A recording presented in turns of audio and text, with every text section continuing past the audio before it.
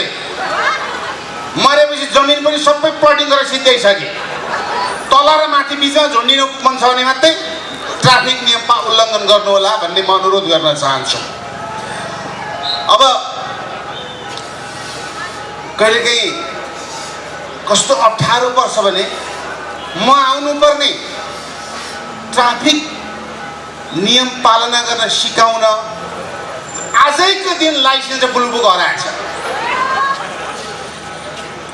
म बाटोमा ट्राफिक होला भनेर डराउँदै खाली छन् सबै यहाँ आएर बसेर छन्। यहाँ आएपछि म थक्क भए हेटेरीका ट्राफिक रहेनछ यसो गाडी चलाउँदै लाइभ हान्दै सेल्फी खिच्दै आएको भए कहाँ जिउँदै आउँथेन मर्थेँ म। धेरै धेरै धन्यवाद छ।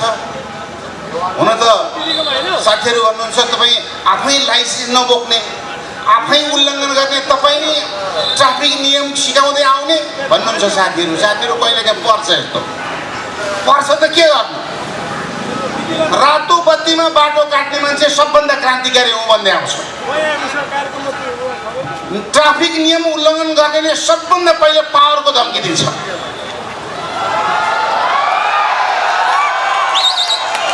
जो देशको कानुनलाई सबभन्दा बढी घोडा चढ्छ त्यही अभियन्ता हुन्छ भने कहिलेकाहीँ लाइसेन्स बिर्सिने गजुरेलले यसो मोटिभेसन क्लास त दिन पायो नि पाएन। लाइसेन्स बिर्सिए त मोटिभेसन दिए के फरक पर्यो म त कहिलेकाहीँ कष्ट पनि पुग्छु थाहा छ। सुमधुर दाम्पत्य जीवनका लागि मनोज गोयलको क्लास हुन्छ कहिलेकाहीँ त्यस्ता पनि मलाई पुगिरहेको हुन्छ। त्यस कारणले गर्दा म यहाँले सबैलाई धन्यवाद दिन चाहन्छु।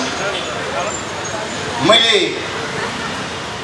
प्रहरी महानिरीक्षकज्यूको गीत सुनिरहँदा आस्था राउत म लगायत अघिल्लो पङ्क्तिमा तपाईँहरू जस्तै गम्भीर भइरहेका थियौँ। साँच्चैकै हाम्रो गौतमजीले भने चाहिँ आँसु झारिरहेका थियौँ।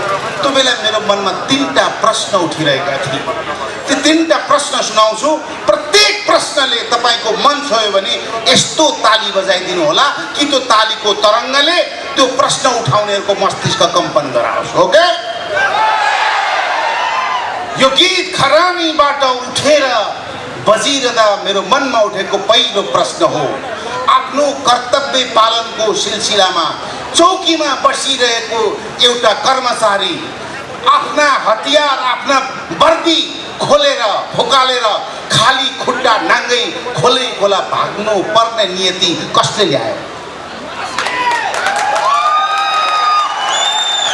नम्बर 1। नम्बर 2 हाम्रै ट्याक्सले बनेको प्रहरी चौकी हाम्रै करले निर्माण भएको सरकारी कार्यालय चलाएर उत्सव मनाउने उन्माद कहाँबाट आयो?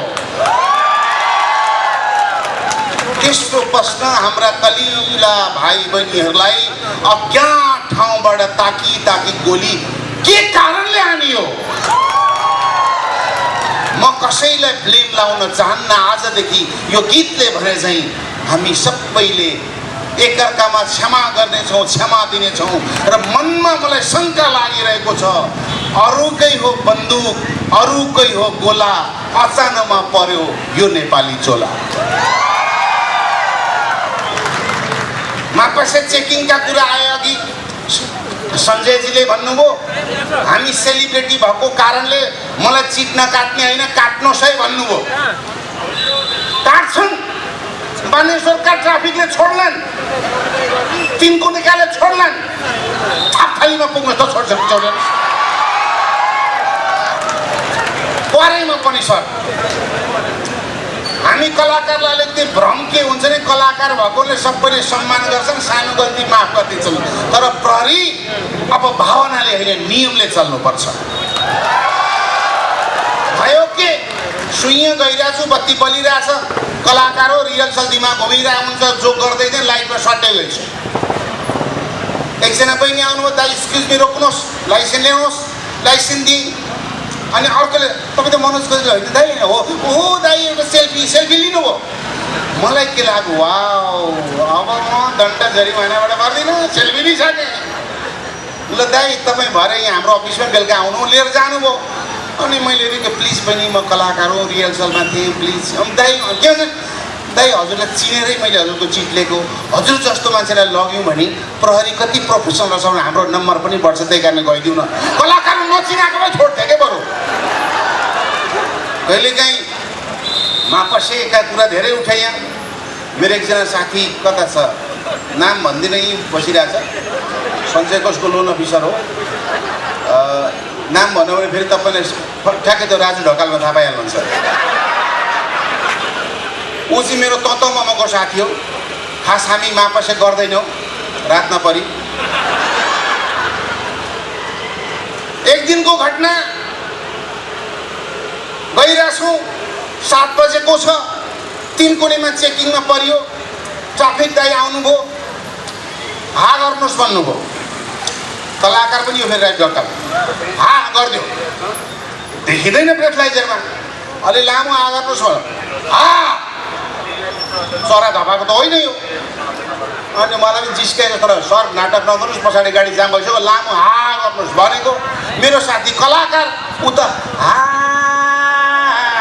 माया तिमीले गरिनौ वास्ता, चौतारीको छेउमा मै बस्दा पाइन खबर घर फर्की आउनु हो मेरो लबर भन्दै गीत गाइदियो। ट्राफिक साथी नाच्न थाल्नु रहेछ। त्यही मौकामा हामी भाग्यौँ। तर जब मान्छे गल्ती हुन्छ नि, कहीँ न कहीँ संसारको सबभन्दा ठुलो सिसी क्यामेरा माथि परमात्माले खिचिरहेछ। जडीबुटीमा च्याप्पै दुर्घटना पर्यो र अहिले पनि त्यसको खुट्टो बाँचिरहेछ। गल्ती हजार हुन्छन् यहाँ खल्ती खलास भएको बेला। ओके, मलाई खास समय 10 मिनट दिएको छ। अब म मनोज गजुरेल रेलको इन्जिन तात्दै लाग्छ 15 मिनट। म यो 10 मिनट केही हल्लिन पनि सक्दिनँ। त्यसले गर्दा म 2-3टा कुरा अनुरोध गरेर बिदा हुन चाहन्छु। प्रहरीको स्लोगान एकदमै मनपर्छ मलाई। अहिले हाम्रो प्रहरी, राइट, यस, हाम्रो प्रहरी। योभन्दा पहिले झन् गजब थियो, प्रहरी मेरो साथी। तर साथी द्याट्स फाइन, तर साथी पनि त हेर्नका हुन्छन्। कस्तो साथी नै, सिभिलको पनि सङ्ख्या त्यही छ, साथी पनि हेर्नका हुन्छन्। प्रहरी मेरो साथी, हलो साथी कि चलो साथी कि दलो साथी कि भलो साथी। हलो साथी भनेको के हो? आपत परो फोन गरो, हलो पनि भन्दैन, उठाउँदैन फोन, त्यो हलो साथी। अर्को केस मिलाउने चौकीमा हो नि, ऊ मिलाउँदैन, रेस्टुरेन्टतिर चलो साथी। अर्को फाइल घुमाइ गर्छ, त्यो दलो साथी। तर आफ्नो जीवन दाउमा राखेर आफू जलेर पनि नागरिक बचाउने भलो साथी। ती भलो साथीको सम्मानमा म यहाँहरूको ताली पनि मागेर जाँदा कसले सिटी बजाएको? म सर एउटा अनुरोध, यो ट्राफिकको सिटी चेन्ज गर्न मिल्दैन? जहिले झुक्किन्छु, फोहोर उठाउने आएको कि डाइरेक्ट ट्राफिक आएको, अहिले चेन्ज गर्नु पर्यो। मेरो छोरो अलिअलि ऱ्याप हान्छ क्या सर, हल्का हल्का यो यो यो भन्छ। भनेको 20 वर्ष अब कुनो, त्यसलाई पनि थाहा छैन, मलाई थाहा छैन। अनि बाबु तिमीहरूको यङहरू पनि आउँछन्, मेरो अडियन्स अलिक कन्टेन्ट लेख्दैन भनेको एउटा कन्टेन्ट दिएर पठाएँ क्या। बाउ घर बाउ, उनीहरूको भाषै छुट्यो हुँदो रहेछ ऱ्यापरको, होइन? बाउ कन्सर्ट हेर्न चल्दिने हो भन्थ्यो, जाने होइन चल्दिने रे।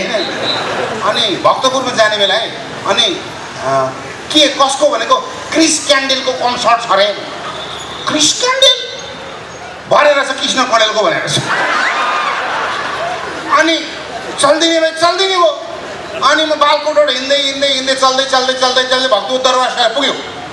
त्यहाँ पुगेर कार्यक्रम सुरु भएको थिएन। म सबभन्दा पहिला आउनु सर मै है, म चाहिँ टाइमलाई एकदम ध्यान दिन्छु। अनि एकछिन त्यहाँ नेवारी रेस्टुरेन्टमा गयौँ, एक कप जुजुधाउ खायौँ। अनि छोरो के भन्छ, लो ब्रो, कहाँ लो म्या ब्रो दिन्छ बाउलाई। लो म्या ब्रो, म त लास्ट प्यारानोइड भएँ भन। अब त्यो प्यारानोइड भने मलाई थाहा थिएन, सङ्कालु भनेर छ। अनि के भयो बाबु भनेको, अन्त ब्रो यहाँ त सबै कप्स नि कप्स छ त। म टिचर नेपाली स्कुल पढेँ मान्छे, मैले ठाने रेस्टुरेन्टमा कप्स हुन्छ, प्लेट्स हुन्छ, चम्चाज हुन्छ। ए भाइ कप्स त हुन्छ त भनेको हो कप्स भनेको पुलिस हो पुलिस म चाहिँ फाँडे आएँ बिस्तारै आऊ केटो फाँडी गरेर घर पुग्यो मलाई डर लागिरहेको थियो युवाहरूलाई घरबाट निस्केपछि कहाँ पुग्छन् थाहा हुँदैन तर खुसीको कुरो सुरक्षित घर पुग्यो किनभने अहिले जेन्जी आन्दोलनपछि प्रहरी र नागरिक बीच सौहार्दपूर्ण वातावरण छ सधैँ यही कायम रहोस्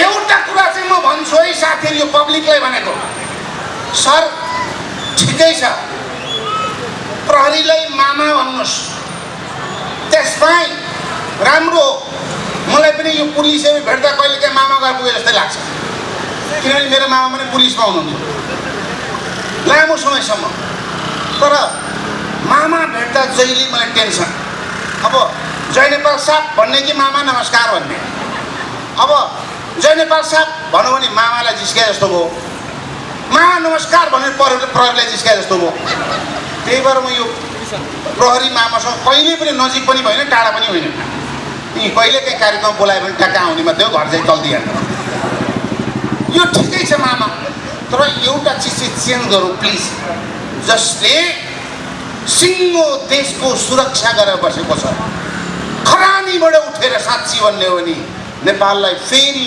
टुटेको नेपाली नातालाई जोड्ने काम गरेको छ एउटा पुस्ताले सुन्दा पनि मलाई त्यो शब्द भन्नै मलाई के भन्छ नि केटाहरूले पुलिसलाई गाली गर्दा डोन्ट हिट प्लिज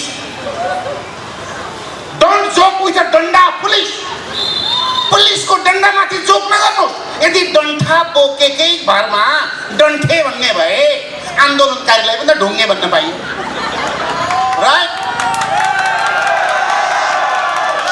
ड्राइभरलाई हराउने भन्न पाइयो खलासीलाई कोचे भन्न पाइयो डाक्टरलाई सुइरे भन्न पाइयो कमेडियनलाई माइके भन्न पाइयो त्यसले गर्दा यो डन्ठामाथि जोक नगरौँ यो जोकको विषय होइन यो बिजोकको विषय हो डन्ठा नबोकेर के गरौँ त बन्दुक त्यो पड्किँदैन पड्केपछि अड्किँदैन आशा छ प्रहरी सङ्गठन र नागरिक बीचको यो सौहार्दपूर्ण सुरुवातले असुरक्षित मनहरू अझै सुरक्षित हुनेछन् टुटेको हाम्रो सम्बन्ध अझै बलियो बन्नेछ र हामी सबै नेपालीले यही भन्नेछौँ कि जन्मदिनको केक जस्तो होइन हाम्रो देश जन्मदिनको केक जस्तो होइन हाम्रो देश चट्ट काट्यो बाँडी खायो पहाड मधेस भाइ फुटाई राष्ट्र टुटाई मार्न दिन्नौ देश